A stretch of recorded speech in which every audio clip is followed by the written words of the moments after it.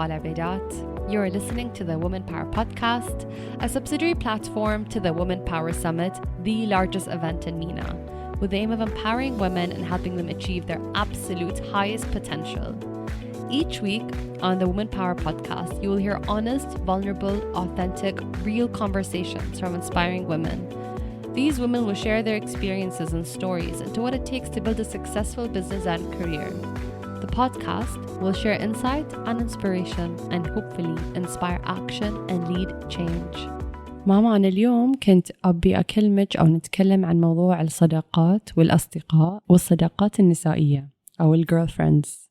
أنا من يوم كنت صغيرة أتذكر إن كنت كل أحب أطلع مع أصدقائي، وكذا مرة قلتي لي إن don't waste your time, be aware أو انتبهي حق وقتك value your time. لا تطلعين بس حق السخافة وحق أو تطلعين مع بنات سخيفين.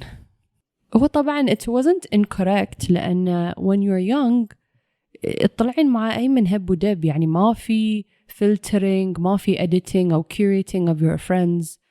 وفي المرحلة as a teenager في المرحلة as a teenager يعني حتى ما عند، يعني الواحد ما عنده identity، ما في shared interest. يعني كل ما الواحد يكبر يحصل أصدقاء في shared interest، في common passion، أشياء we both enjoy, whether it's sports or music or fashion. you find ساعات غير الأهل أو غير الخوات أو غير الفاميلي اللي you have to be friends with them sometimes. You just go out because you're the same age. ما في نوع من filtering process. فأنا دائما كبرت وكل هاي في مخي إن وفاء لا تخسرين وقتك، ودائما I make sure إذا أنا في علاقة مع a friend إن ألاحظ عقب فترة هل أنا قاعدة أستفيد من العلاقة أو هل هم قاعد يستفيدون من علاقتي معاهم. لأن إذا ما في exchange أبتدي أنا I want to exit من relationship. فأنا ودي أتكلم عن فكرة friendship أو the girlfriends. Is it a curse or is it a blessing؟ فهل أنت تتذكرين أنك قلتي لي هالشيء، وشنو what is your approach to friendships and girlfriends؟ أنا ما أقلل من أهمية الصداقات في حياتنا، خاصة للنساء، لأن أحيانا هم الملجأ المهم الأخير. إذا واحد يبي يتكلم عن أشياء خاصة ما يقدر يتكلم فيها مع أهله، فدائما نلجأ حق أصدقائنا. وليش أصدقائنا؟ لأنهم يفهموننا، ما يحكمون علينا، they don't judge us لا، أنا ما أقلل من أهمية الأصدقاء. أنا ما أتذكر طبعا، أنت يمكن ذاكرتك أقوى مني متى قلت هالكلام، بس يمكن أنت بطبيعتك وفاء تحبين، يعني سبحان الله، يعني فيك هذا الرغبة إن you know everybody. فأنا ما كان قصدي أعتقد إن you need to be selective rather than be مع 10 and none of them are close. يمكن مثل ما قلت أنت في الإكسبيرمنت، بس أنا يمكن أعطيتك النتيجة بسرعة. أنا متأكدة أنك وصلتي للنتائج. أحيانا واحد يوصل النتائج بعدين ما أدري شنو النتيجة اللي وصلتي لها، ولكن أنا دائما عندي بدل ما تروحين مع 10 ولا واحد منهم صدوق على ما يقولون. شنو يعني الصدوق؟ يعني لما تحتاجينه أو هو يحتاجك تكونون موجودين. أنا وايد عندي الصداقة مهمة يكون فيه نوع من الإخلاص. يعني ما أحب الصداقة 10 أشخاص 20 شخص بس من يطلع الشخص من الجروب يتكلمون فيه. هاي وايد وارد في مجتمعنا للأسف. فما أدري، يمكن هاي الأشياء اللي أنا شفتها في أيام إحنا يوم صغار أو شيء من هالنوع، ما كان في ريسبكت حق الشخص اللي ما كان موجود. فما كنت أعطي وزن كبير حق إن يكون عندي صداقات كثيرة، يكون عندي صديقين 3 صديقتين 3 4 أثق فيهم، يثقون فيني، ألجأ لهم، يلجؤون لي. أتأكد إن لما أكون مو موجودة هم مثل الجدار الصد. يعني أنا أقول لك very selective, maybe I'm wrong, I don't know، بس كانوا 2 3 بس 4 بالكثير. فأنا حسيت إن مو كل صداقة. في بابكم يوم اشتغلت كان عندي صديقات وايد بسنين تمين مع بعض الصداقات، أنواع الصداقات، مثل ما يشفتون الطاقة اللي فيك بالساعات معاها في التليفون. عشان كذا يمكن أنا لا عاد شبدي من الصداقة بالساعات. ليش تحسين إن I'm over it؟ I'm over girlfriends and relationships. لأن ماما I think that a lot of women are over it. A lot of women are in friendships that they're not happy with and they don't know how to get out or it's draining them. And there are women who are negative to other women, طاقتهم وايد سلبية ويسوون مشاكل ويخربون على الجروبات، والعلاقات اللي نكونها عمرنا في العشرينات والثلاثينات والأربعينات وكذا كلهم غير. يعني we look for different things in different years. فسؤالي أنت متى حسيتي لا عاد شبدي من سوالف النسوان، لا عاد شبدي من يعني ما قاعدة استفيد، لا عاد شبدي وأنا مرتاحة أكثر إن أكون من غير صداقات أو من غير علاقات مع أصدقاء؟ يمكن مثل ما قلتي صداقات 20 أو المراهقة، غير 20 غير 30 غير 40 وغير. في هذه المرحلة اللي أنت تمشين فيها في صداقات، أنا مريت بصداقات كلهم أحبهم وكلهم والله لو أكلمك عنهم they are angels بعضهم، مو بإني لا عاد شبدي منهم no we are close ونتكلم ونتحكى ونطلع ونروح. يمكن لما تزوجت وجبت عيال I was يعني واحد من أنا الدريم مالي وأنت يمكن إن I spend enough time أو أقضي وقت كفاية مع عيالي quality time.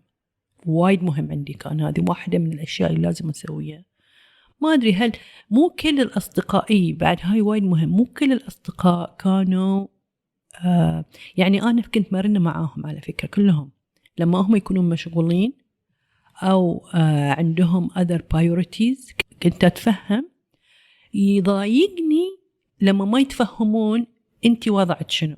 بعضهم بالفعل إذا ما تتفهم أنا في شنو قاعدة أمر فيه وهي لازم تبي تسوي اللي في بالها، مثلا تبي تطلع ولا تبي تروح ولا تبي نقعد ولا هاي وأنا عندي ظرف، فما تأخذه easily وتخليه في قلبها ولازم تردين تتحكين معاها وتردين تعطينها lot of effort وطاقة وكذا على أساس I can't يعني I can't خلاص يعني ما بقول I can't لأني أنا ما أحبك أو ما أشتهيك، لا أنا ما أقدر لأن بالفعل ما أقدر. So you don't communicate that you can't and what do you do? Do you just exit it? Do you stop answering the calls تحقرينهم? What do you do? Could be like this. يعني خل أعطيك مثال.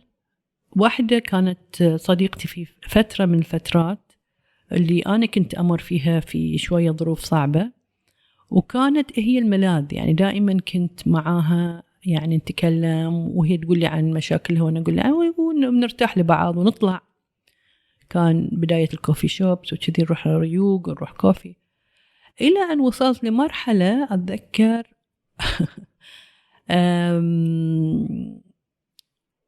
تتصل هي ما رد عليها لأن أنا كنت في ظروف ما أقدر أتكلم معها، صدق ظروف ما أقدر أتكلم مع أي شخص في ذيك الظروف وما أقدر يعني أنا مو من نوع اللي أشيل التليفون وأقول لها ها والله إيه لحظة، ما أقدر أشيل التليفون لسبب أو لآخر. فأتذكر يمكن أسبوع ما كلمتها وشالت التليفون وزفتني الزف I swear to God يمكن هاي آخر صداقة سويتها. and I was shocked لأن أنا تدري إن أنا أمر بظروف صعبة وتدري إني ما بايب الأعذار من عندي. ما يقبلون الأعذار، بعض البنات ما يقبلون الأعذار بسهولة، يعتقدون هاي تهرب. والله متهرب، عندي عذر. فزفتني زف وأنت ما تردين على مكالماتي وأنت ما خير يا طير ليش ما رد على ما قلتي حين من 2 3 هاي صديقتي أو 4 سنوات الحين ما أقدر يعني في ظرف. فقلت أوكي لا تدرين عاد بالتلفون أنا هاي طريقتي بعد تدرين عاد أنا أمر بظروف صعبة ما بقدر أرد على تليفوناتك please accept it if you don't بعد هاي شيء راجع للطخ. very harsh yeah. بس عطيتها أكثر من فرصة صراحة، يعني هاي واحدة من الأمثلة. طبعا أنا في العشرينات كنت I just wanted to be around people I wanted أبي أطلع I want to really experience the high school life I go out I travel. فكنت أمشي ويا جروبس. الحين قاعدة أفكر إن ترى ولا أحد كان يناسب شخصيتي نهائيا، كانوا وايد هم غير وأنا وايد غير. as I got older وفي الجامعة بديت I get closer to people اللي كنت أعرفهم يعني شوي اللي كنت أعرفهم من هاي سكول وناس اللي في common interest أكثر.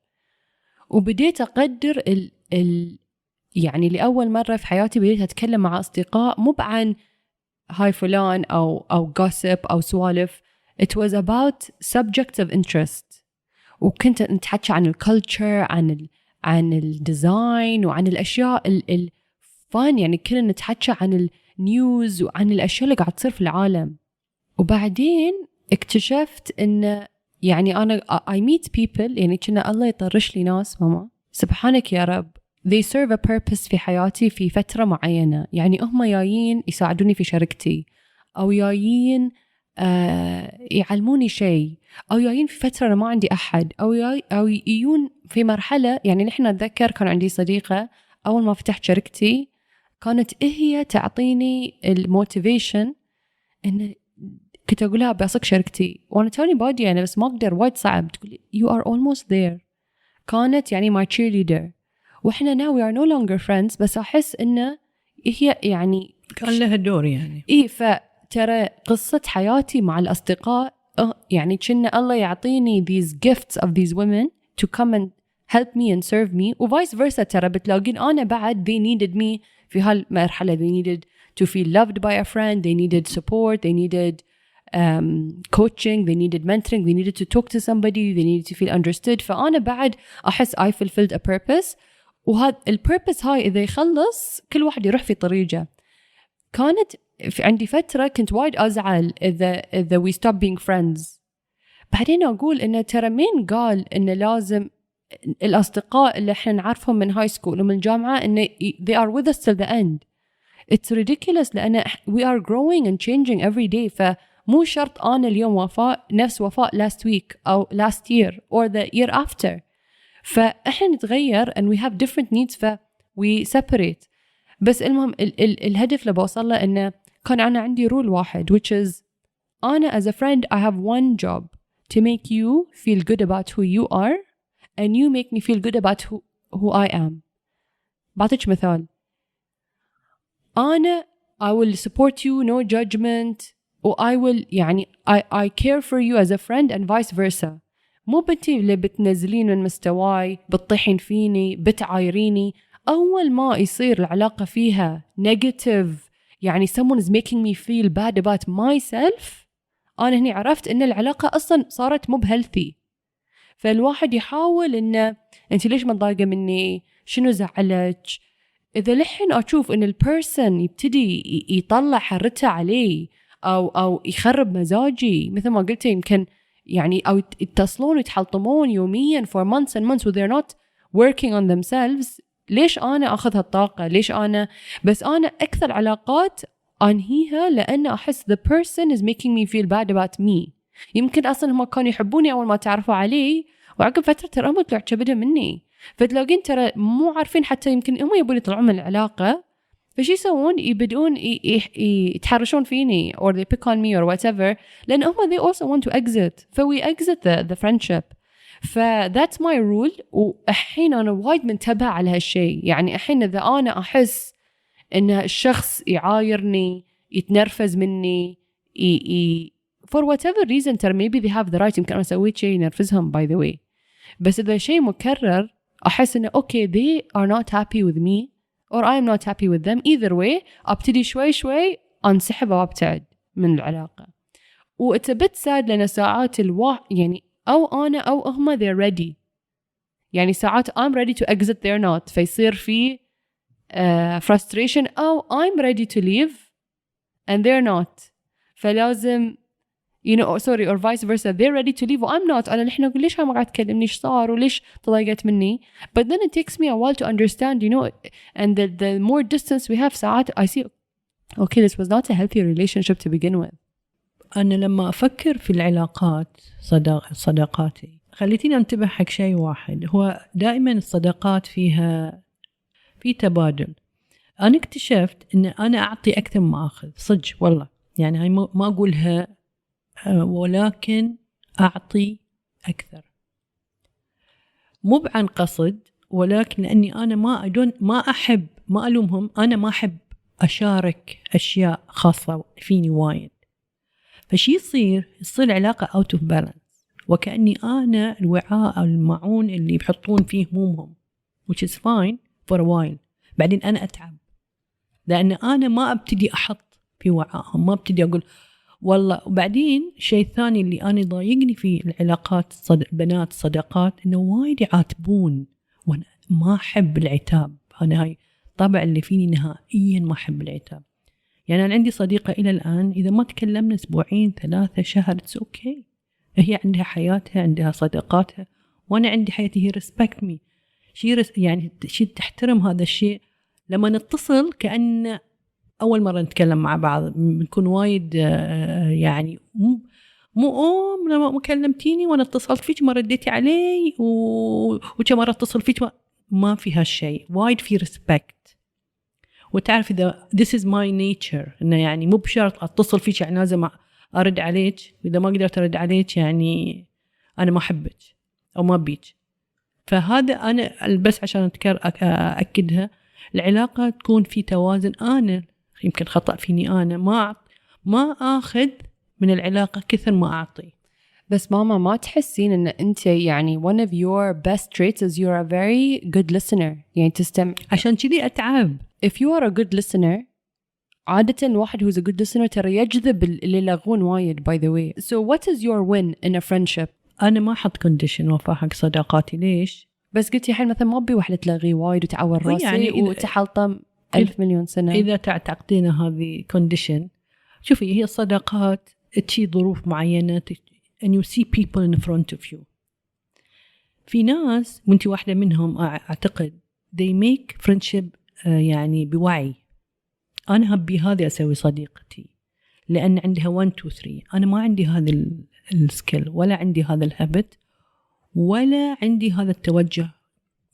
my mistake. ما أقول بالعكس، اللي يسوون يمكن يختارون صداقات بوعي وجدا شيء مهم. بس أنا ما قد اخترت صداقات بوعي. دائما صداقاتي يكون بالصدفة، سواء في الدراسة أو في الولادة. يعني تعرفت على ناس في المستشفى وأيام الولادة وصلنا صديقات لأن إحنا في نفس الفترة. يعني الظروف هي أنا بالنسبة لي عمري ما سعيت إني أسوي صداقة. هاي عيب يمكن غلط I don't know but this is me. فلما طبعا بكل بميزاتهم وعيوبهم I need to لازم I find out يعني شنو يناسبني شنو ما يناسبني. I think you mentioned something very important which is إذا الواحد if you don't select your friends then you will deal with anybody who wants to be your friend. بالضبط. فأنا وايد selective وأنا أختار أصدقائي. اليوم في واحدة I like her on Instagram وإحنا نطالع نفس الأفلام نقرأ نفس الكتب we follow the same account وهي تحط post ونعلق على بعض. فقلت لها حتى اسمها مو موجود بس صورتها، قلت لها أنتي what do you do؟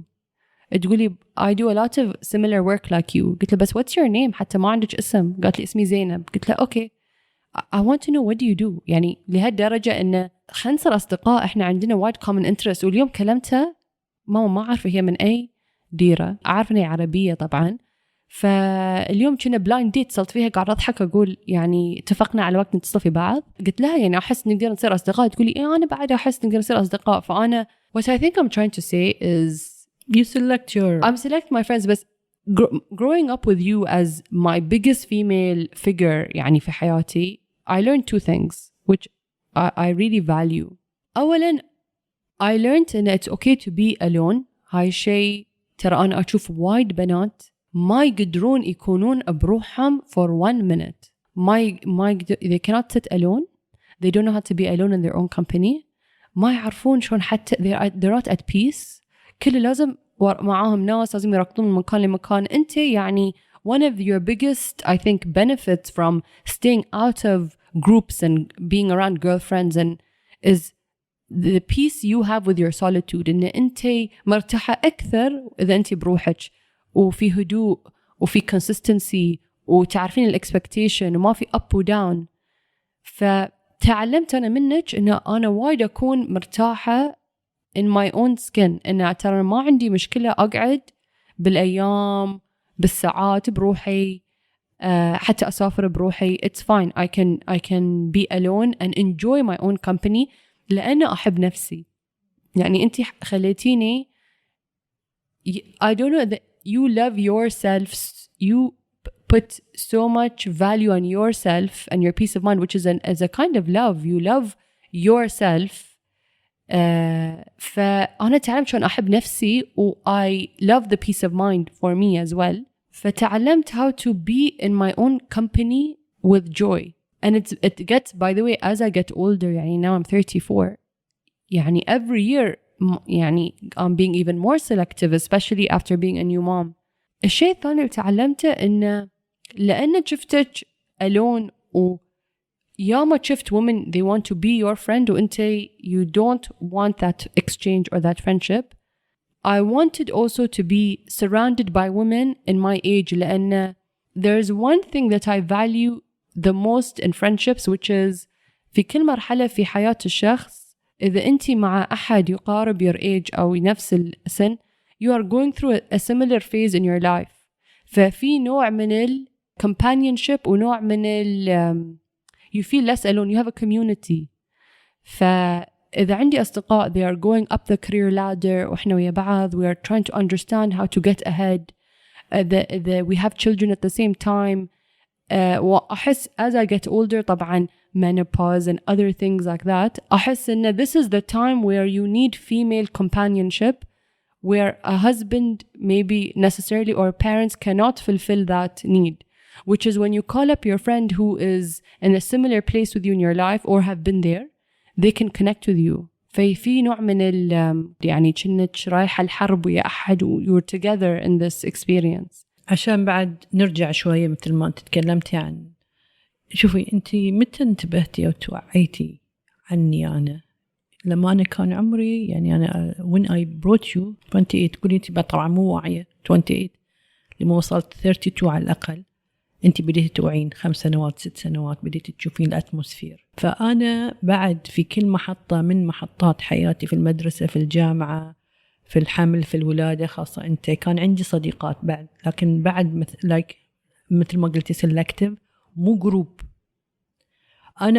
أنا شخصيا ما أحب الجروبات تتعبني. ليش؟ I don't know تتعبني من ناحية إن لأني I'm good listener لأني I want to focus I cannot focus on 10 people. I love to focus on 1 or 2 لأن this is what I'm هاي اللي قاعدة. Is it too much noise? It's too much noise. يعني أنا متعودة على too much noise. فأنا أتمنى يعني دائما وعلى فكرة أنا كنت أعرف صديقات وهم عندهم جروبات على فكرة وبعد يعني في وضعي أنا أنت قلتي وايد أشياء مهمة. واحد منهم إن بالفعل أحب أقعد مع نفسي أنا وايد قارئة أحب أقرأ أحب أحلل أحب هذه. فلما أقعد مع الليديز ما أحس فيهم. وتحبين ترى أنت بعد تحبين تفكرين تعمقين في أفكارك يعني عادة you can sit alone and think for hours just to sit still. إيه فهذه ما تحصلينهم بسهولة وما تحصلين thinker. يعني يمكن لو يوم حصلت thinker she is مثلي نبي نسعى ونبي she can be rude أنا I cannot be rude you know. الحين أنت يوم كنتي صغيرة طبعا I think this is also an important factor which is أنت you're the only girl of 6 brothers يعني ما تربيتي مع أخوات. but you are right يعني شوفي في البيت as you said هاي ترى good and bad يعني إذا you are أنت البنت الوحيدة في ذيك الانفايرمنت اللي إحنا كنا عايشين فيها لا سوشيال ميديا لا تلفزيونات عدلة لا برامج you know ما في حتى سينمات وكذا. أولاً إنك بنت بروحي بين 5 أولاد معناته I was so independent ما حد يقدر يغير لي مخي يعني إذا بسوي شيء أسويه وإلى يوم كذي يعني ما أنتظر لازم أختي تي معاي أو صديقتي تي معاي أو أشوف ناس لحد الحين إذا are so independent from the others إذا ما يروحون معاهم ما يروحون لا لازم نروح بالمكان الفلاني مع بعض إذا ما يروحون معنا فهذه في كوني الوحيدة بين 5 إخوان صح في إيجابياته وفي سلبياته. طبعا سلبياته إنه مو متعودة على البيج جروب اوف ليديز صح مع مجموعة البنات وكذا. بس بقول لك شيء أنا ما قلت لك في حياتي كلها هاي يعني صدق أنا وأنا أسوي ريفلكشن على الأسئلة. أمي الله يرحمها كانت مثلك تحب الجروبات كنا صغير قبل أروح المدرسة كل يوم الساعة 11 عقب ما تطبخ تخلص طباخها لازم تاخذني من بيت لبيت من بيت لبيت I swear. كنا بس كلهم أهل يعني، بس في فريج واحد كنا في الكفول، فنخلص من فريج من بيت ونقعد هي تقعد تسولف وأنا كلها قاعدة بس مستمعة وياها، والله العظيم كلها مستمعة. فشفت كم الكلام اللي ينقال في سني وأنا قاعدة عادي سخيف ما له معنى والله، بس ياكلون ويطلعون يحطون قدوع ياكلون وضحكون. اوكي فاين. كنتي متمللة؟ اي كنت صغيرة 6 سنوات، ما كان في احد في سني، وامي عندها هذا الطبع اذا ما تطلع يوم واحد تتعب نفسيا فكنت انا معاها. فيمكن هاي من الاشياء اللي قالت يعني اعطتني انديكيشن ان في ترى قعدات لوعة ترى ما يسوى الواحد يروح يقعد فيها what a waste of time you know. بس عندي سؤال ثاني، أنا بعد أرى إن مثلا ماما عودة الله يرحمها وايد تعبت مع بعد سوالف النسوان، يعني كانوا الأهل صداقات، يمكن بعض منهم الأهل بعض منهم من الأهل، كانت تتعب منها صداقات، يعني كانوا يعزمونها ما يعزمونها، كانوا يتهاوشون. فأنا أتذكر قصص طبعا اللي أنت كنتي يعني تذكرينها لنا، يصير تشرحيني experience إن شفتي the negative side of having a female الجانب المظلم يعني of having female relationships حق your mother، إن أنا نوي أنا حط في هالموقف واحد يسيفيني كذي. قاعد أقرأ كتاب إنه طبعا هاي موجود في كل الكتب التربية، إنه من سن واحد 7 سنوات في حياة الإنسان، صدقين في خلال 7 سنوات أنا يمكن أبين يعني وايد سمعت من والدتي إنها تأذت من ناس وناس قريبين منها يعني أهل. فيمكن طبعا هي ظلت علاقتها معهم من أحسن ما يكون. فيمكن شفت بعد إنه أوكي I don't know، يعني حسيت بالفعل إنه ترى الناس ممكن تأذي حتى لو هم يبتسمون في وجهك، بس ممكن يؤذونك أو يمكن يتصرفون بطريقة مؤذية. فيس أنا أمي يعني هاي من الأشياء اللي أنا شفتها إن الwomen can be very strong، قواي جدا، وأمي من النوع الطيبة، فكان وايد هي الضحية طول الوقت، فكانت دائما تتشكى عن الموضوع دي. فيمكن أنا شفت الجانب المظلم في علاقات الليديز في ذيك الوقت، وخلاني أتحذر إنه أوكي مو كل الناس لازم، أو كل النسوان مو لازم أكون محيطة ب10 نسوان وفي الأخير يأذوني أو يجرحوني أو whatever. فكنا the power will always be with you، ما بتعطينهم هم ال power to hurt you. يمكن. زين، هل قد شفتي ماما عودة تصيح أو تحلطم، وهل نصحتيها إنه يما يعني ما لك سالفة وخليهم يولون، أو هل كنتي تسمعين لها يعني حتى in later age يعني I'm sure it didn't stop؟ فرق السن كبير بيني وبين الوالدة، من أكثر من فرق السن بيني وبينك. فلما هي تتكلم كانت تتكلم عن الماضي في الفترة اللي هي طبعا هي كبرت، هم كبروا شوية، كانوا أمور يعني أهدى، وبدأوا يقيمونها أكثر، يقولون أمينة وايد طيبة، دايما يقولون أمينة وايد طيبة. ليش؟ لأن قدرت تبلع كل اللي سووا فيها صراحة. كانت أنا ما شفتهم بس هي تقول، بس يمكن بعد هي قد تكون حكمها مو 100%، بس الطريقة اللي قالتها بالفعل they hurt her، يعني سواء jealousy أو طبعا الغيرة بين النسوان أو الليديز وايد قوية، فإذا jealousy أو whatever، ولا الموارد ذيك الأيام قليلة شحيحة، وهم قاعد يعني حتى في الحمل والولادة يتنافسون، إذا هاي يابت بيبي أنا لازم بيبي كذي، يعني لهالدرجة. المهم إن الاكسبيرينس مالي يوم أنا صغيرة إن people can smile in your face لكن they can hurt you in the same time. فأنا يمكن بغيت في محدودية صداقاتي إني أتحاشى الناس اللي ممكن تسوي فيني كذي، يعني إن في جروب يضحكون لك وهذا، بس بعدين ممكن يأذونك من وراء.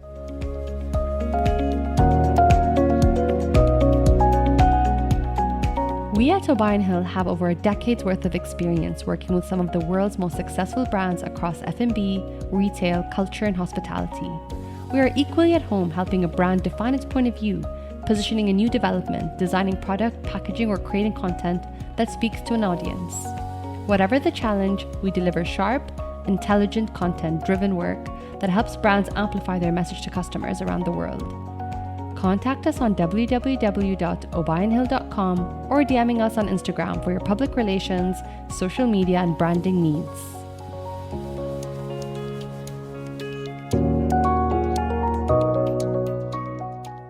خلينا نتحكي عن الغيرة. انتي بتي سالفة الغيرة which is very interesting. حتى الخوات يغيرون من بعض. أنا أحس how to solve the غيرة for me is one, finding your space in the world.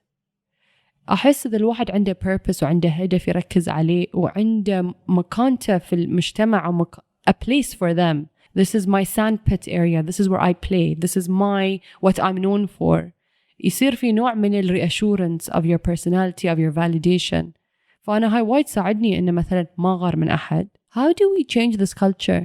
المهم انتي بتي أكثر من شيء. جلسي ترى يختلف عن المنافسة الشريفة يعني، أو يختلف عن الحسد.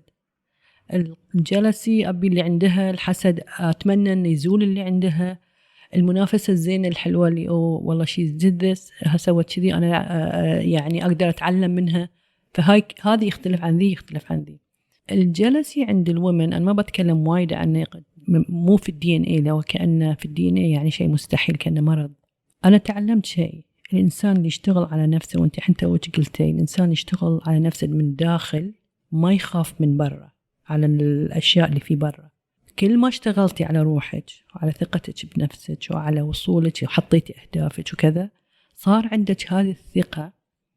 أوكي يمكن تشوفين ناس أحسن منك، فتصيرين الكلمة الأخيرة اللي قلتيها أن واو سوت التوازن ما بين عملها وكونها زوجة ومرأة في مجتمع. أنا I want to be this. هاي معناته أنت اشتغلتي على روحك. شي يصير الجلسي يصير في المراحل الأولية أكثر شيء من عمر النساء. ليش؟ لأن ما حد علمنا بعد نشتغل على روحنا. أنت جلس منه، طيب اشتغل على روحك، صير مثله. ما في، إحنا دائما ننظر خلاص هي سوت وهي حصلت أنا ما بحصل، وكأنها نتكلم عن كيكة بس، اللي هي إذا هي حصلت كيكة أنا ما بحصل. واللي حتى وش قلتي الabandoned mentality، الحين هاي الabandoned mentality something just now we are talking about 10 years ما حد يتكلم عن abandoned mentality أو عقلية الوفرة احنا نسميها. موجودة بس الوطن العربي ما كان موجودة في الكتب الأجنبية، وأنا أدربها في 7 habits. الabandoned mentality شيء خطير، إن هي عندها بس ترى العالم موجود، أنا أقدر أحصل بعد نفس الشيء وأحسن ما أحتاج أكون غيورة منها. بس nobody taught us this، ما حد علمنا عقلية الوفرة. فشي يصير نلجأ لشنو؟ للغيرة. ليش؟ لأن ما اشتغلنا على روحنا، على ثقتنا في نفسنا، على مستوى نضجنا. إلى الآن إحنا في الدرجات وكأن الحين مراهقين، لحين هذا اللي يأثرون علينا. أوكي بس لاحظي كل ما الواحد كبر نضج يقل إلى أن يوصل يقول واو أنا حين واصل لمرحلة الحمد لله وأتمنى الكل يوصل لها. she is successful, good for her. الله يزيدها، الله يوفقها، الله يسعدها. keep saying this. هذا الشيء للجلسي واحد. وأحيانا الإيجو يقول لك بس هي أحسن منك، يقول أوكي أحسن مني بس الله يوفقها، الله يسعدها، بدل ما يقول صدق شلون سوت my god أنا ليش ما حصلت نفس الفرصة فهذه كلها الإيجو في الأخير يطلع لك. فإن شاء الله مو دي ان اي، إن شاء الله نعلم بناتنا شلون يشتغلون على روحهم، على ثقتهم، على نضجهم في الفترات الأولى من حياتهم. كنت أنا وايد أغار إنه ما كنت أبداً أحس إني جميلة نفس البنات اللي كانوا أصدقائي، ذو أنا يعني اشتغلت يعني كان عندي ثقة أكثر في نفسي، كنت طموحة أكثر منهم. وإذا رحنا إيفنت أو حفلة أنا اللي أجذب الناس وهم الساكتين لأنهم جميلات فإليهم كل شيء، أنا لا، أنا أسعي أروح حق الشيء. فبس كنت أغار إن مثلا إذا نمشي الصبيان يطلعونها ما يطلعوني، هي الستايل مالها وايد حلو أحلى مني. فكنت وايد أقلد شنو يلبسون، شلون يتحلشون، لأن أشوفهم جميلات يعني they're so beautiful وهم يحصلون الاتنشن naturally أكثر مني. أعتقد واحد من الأسباب، أنا ما أدري إذا سويناه معاك ويا أنت وإخوانك consciously or unconsciously، هو موضوع المقارنة. إحنا وايد نقارن عيالنا بعضهم بعض. هذا المقارنة تخلق نوع من الجلسي داخل الشخص وتعيش معه فترة، فبعدين يطلعها على أصدقائه وعلى أشخاص في المجتمع. أنت تشوف أخوك أو تشوفي أختك، ترى هي سوت كذي أنت لازم تسوي مثلها. فهذه المنافسة يخلي الشخص لوز وين. أنا مدام قارنته بأخته أو أخوه أو ولد عمه أو صديقة، تشوف أخوك شنو مرتب أنت تصير مرتب مثله، على طول صار الشخص اللي قدامك لوز. فأعتقد إحنا نربي في عيالنا بعد موضوع الجلسي من غير ما نعرف. إذا قارنا، أنا ما أتذكر أني قارنتك بأحد، بالعكس أنا كنت وايد راضية فيكم يعني، وحبت يعني المستوى اللي أنا يعني أتمنى حصلته فيكم. بس إحنا ممكن هذا أحد الأسباب اللي يخلي من غير ما ندري نخلق الجلسي في عيالنا، فيصير كنا DNA، ولكنه هو المقارنة DNA. بس يعني I understand this، بس أنا ما أحس إنه بالعكس إن at all. أنا I think أنا كنت في مدرسة وكنت في environment كان وايد يشجعنا، أو ما كان يشجعنا، كنا نطالع بعضنا بعض. I know. which is I think also normal when you're in school، لأن أنتوا لابسين نفس اليونيفورم، فشنو الجواتي غير، الأكسسوارز غير، البيوت غير، ف you start to look at the things that are different between people. أو هو يمكن نوع من النقص، ترى أنا يمكن ساعتها أقول أنا ليش يعني أنا I practice gratitude. وأنا صراحة من ما بديت شركتي يعني حسيت يعني once I started something I was proud of، يمكن 90% of it went away، لأن بديت إن أنا I'm so proud of something I did و it's mine، يعني ما حد يقدر ياخذه مني. فهني بديت أحس إنه مو إن أنا أحسن، بس إنه I'm different now، I'm not the same. And it doesn't mean one is يعني I'm better or they're better. It's just أنا غير يعني I created a space for myself in this world that's for me. هني بديت صج I feel better. It's when something, by the way، أنا بعد أحس when you're good at something أو أنت يعني you feel good about yourself doing something، خلاص everything goes, because now you can put all your energy in something يعني الواحد يقدر يحط كل طاقته في شيء مفيد أو شيء يعطيهم نفس ما أنا أحط فيه. فبعد يمكن كنت أقول أنا ما كان عندي I had so much energy وايد مخي كان أفكر، you create drama sometimes. I wanted you to see different part of people. ليش؟ علشان ينفتح الأفق مالش. ترى مو شرط إن الإنسان يعيش في ينولد في إمكانية ويعيش إلى أن يموت فيها الإمكانيات. ممكن يطور إمكانياته، يمكن ما يوصل للي وصلوا له، بس يكون عنده رغبة إنه يشتغل ويبذل ويعطي ويجتهد إلى أن يوصل. And it worked، بس I had to harness it. Oh yeah. ذو ماما يعني صراحة إحنا كنا يعني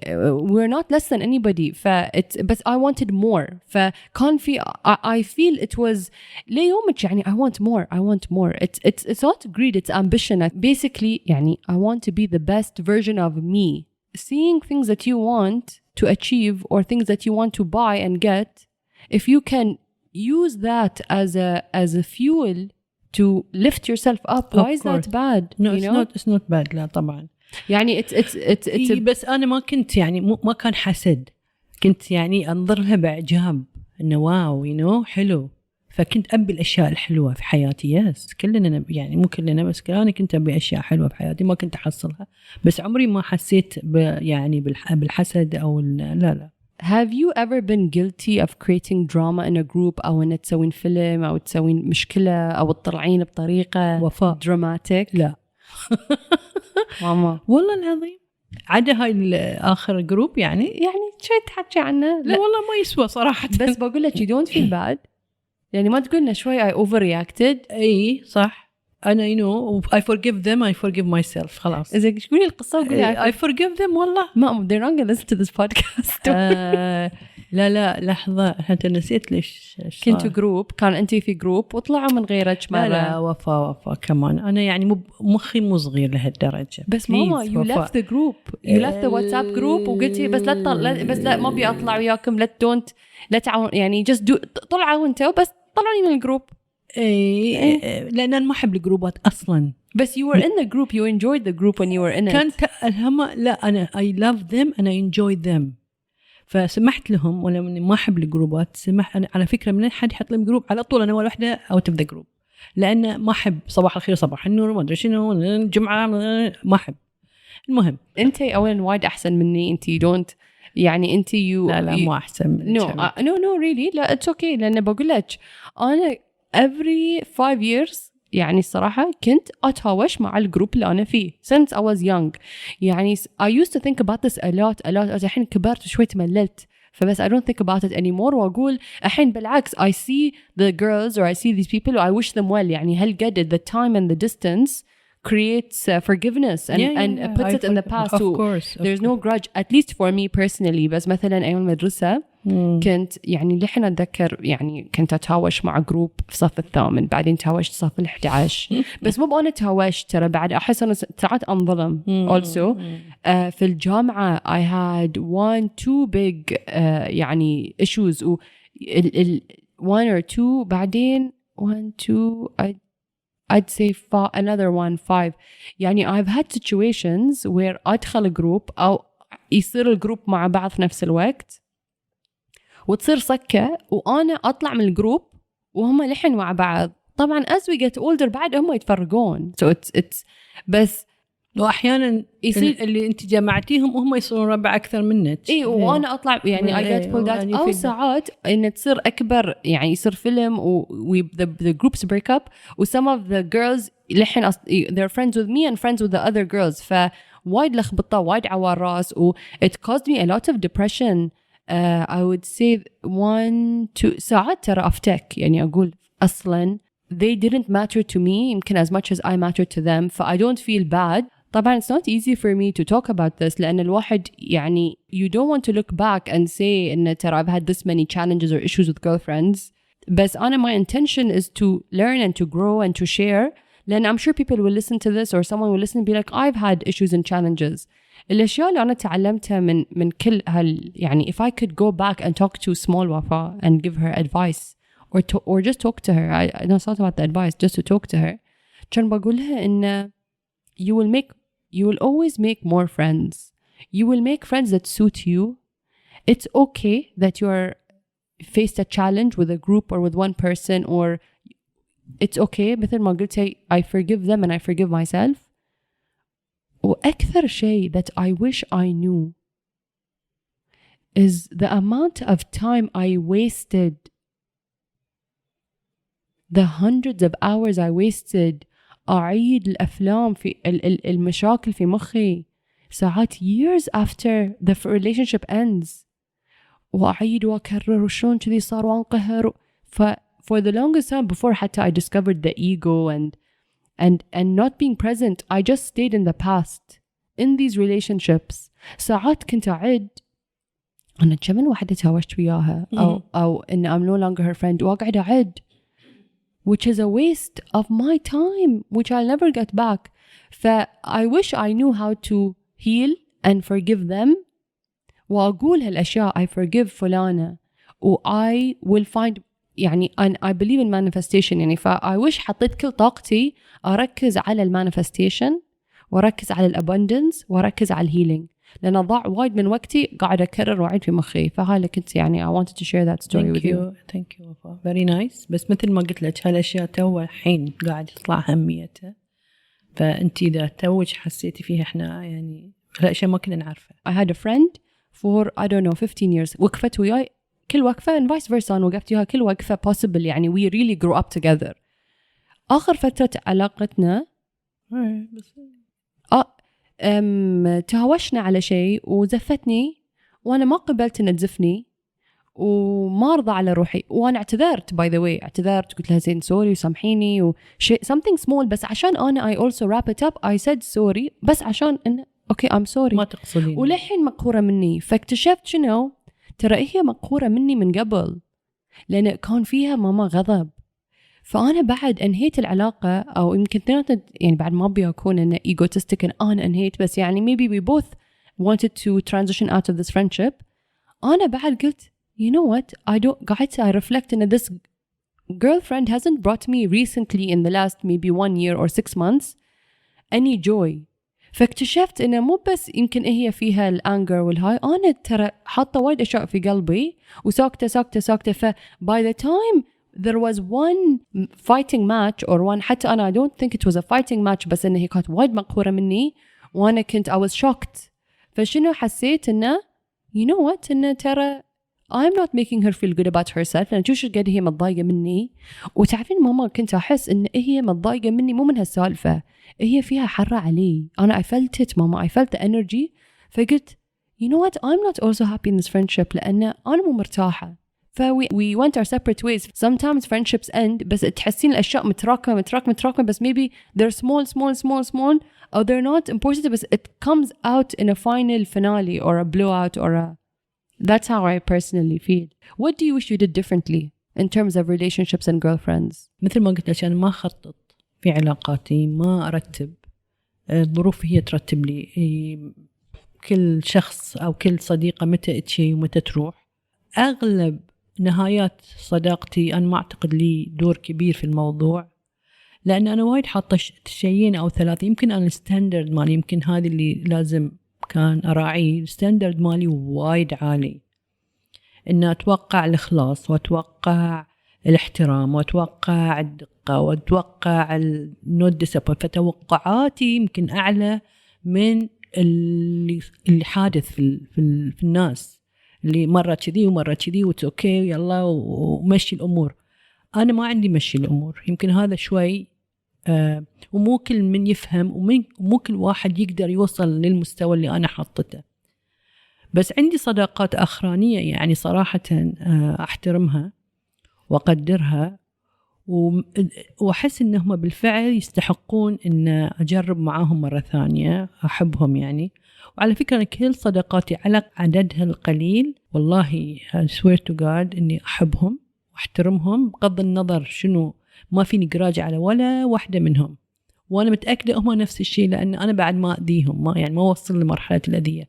أحيانا يصير small misunderstanding أو عدم تفهم لظرف صغير من الظروف، يعني ما هو وصلت لمرحلة الخيانة أو الصديقة اللي تطعن الصديقة الثانية أو تتكلم وراها. أنا ما وصل، أنا كنت حاذرة أن ما أوصل علاقاتي لهالمرحلة لأن حط ستاندرد عالي وعلشان الواحدة توصل الله يعينها. لذلك I'm very selective. يمكن لو أسوي شيء differently إن أخفف expectation مالي، توقعاتي أخليها reasonable تتماشى، بس أعرف إنه راح يتعبني. ومثل ما قلتي أنا أحب روحي، ما أبي أتعب وايد، ما أحب التعب. كوني أنا selective في اختيار صديقاتي وأنتي كبرتي ما تشوفيني وايد around يعني صديقات معاي، هل هذا حط عليك ثقل معين؟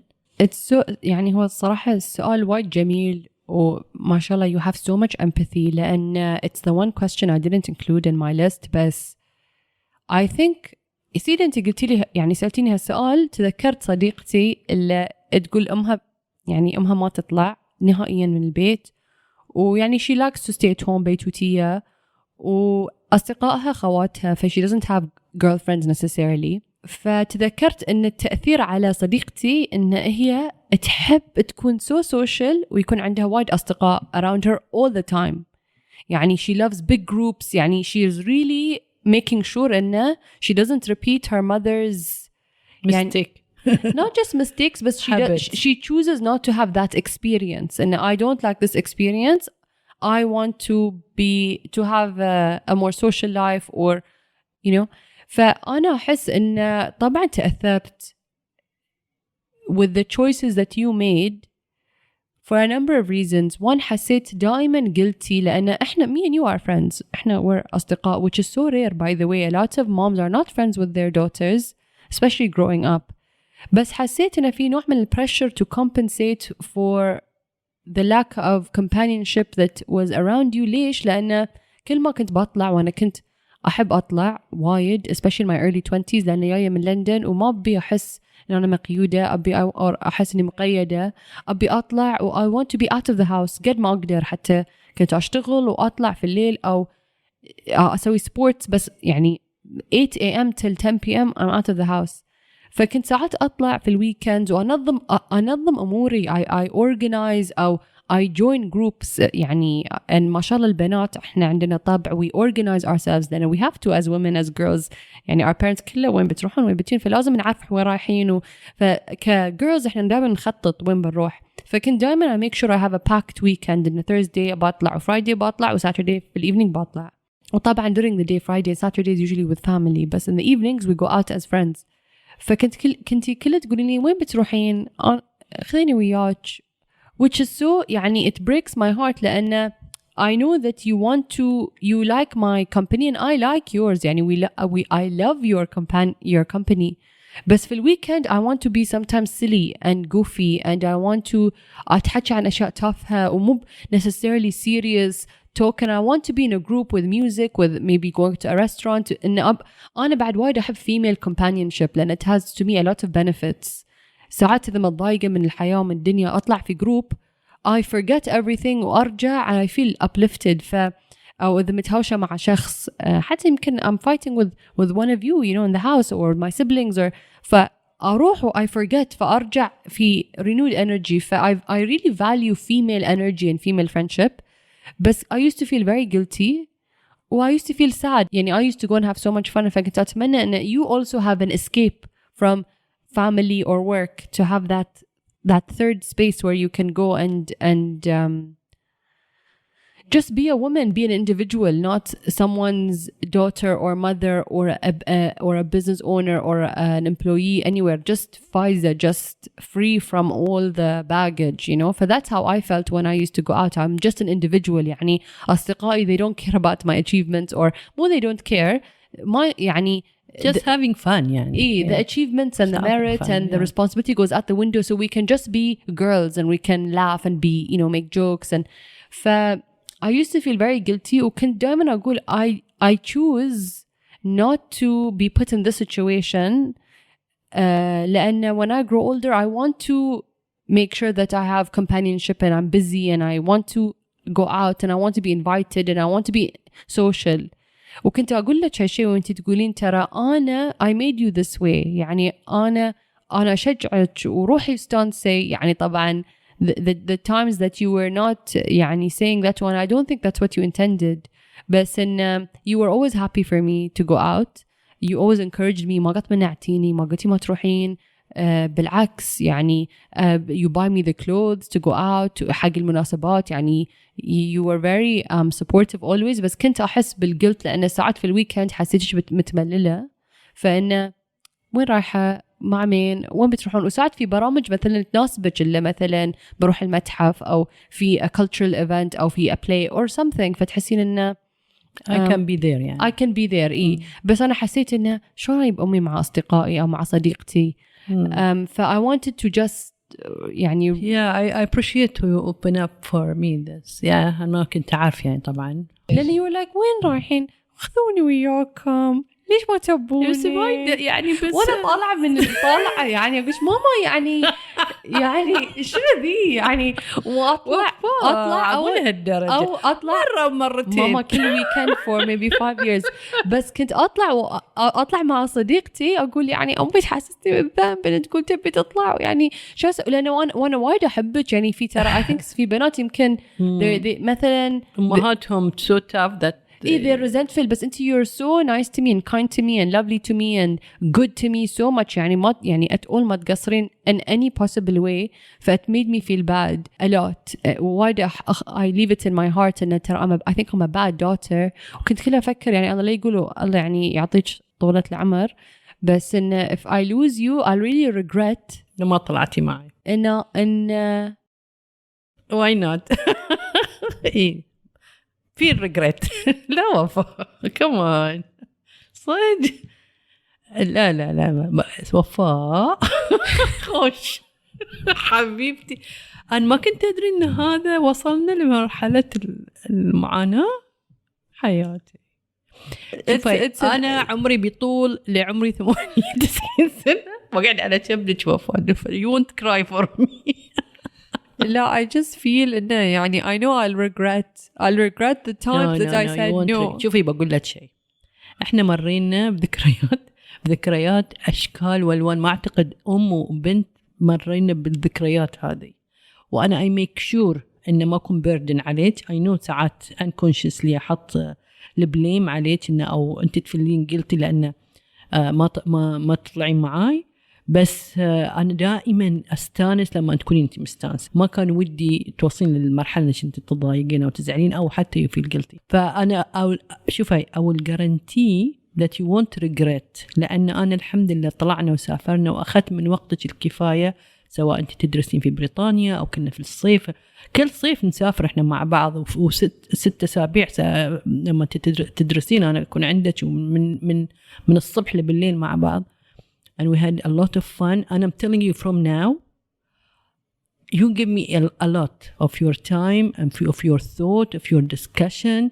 لذلك أنا I miss you لأن as a friend مو as a daughter. We are a friend. فmaybe لما تروحين تديني I feel like I'm losing my friend. I have some groups of friends, but I have also one or two actually or three that I am very close to. But I am very open.